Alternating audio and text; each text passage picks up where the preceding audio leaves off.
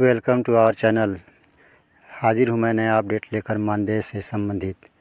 क्या data upload हो चुका है या अभी बाकी है, जानने के लिए हमारे वीडियो पर बने रहें। मानदेय अपडेट। बार बार रिक्वेस्ट करने के बावजूद भी अभी तक सिर्फ रांची, चतरा, धनबाद, पूर्वी सिंहभूम, सरायकेला, दुमका और जामताड़ा कुल 7 जिलों का ही डाटा और पत्र राज्य के PFMS पोर्टल पर अपलोड हो चुका है। ऐसी सूरत में वक्त पर पेमेंट होने की कोई संभावना नहीं है।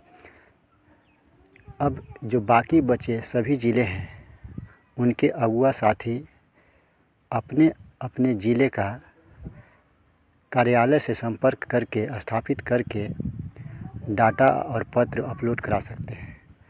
अगर जल्द अपलोड करा देते हैं तो समय पर मानदेय प्राप्त हो सकता है, एडवाइस बैंक भेजा जा सकता है। अगर डाटा ही अपलोड समय पर नहीं होगा तो मानदेय समय पर कैसे मिलेगा? हम ही लोग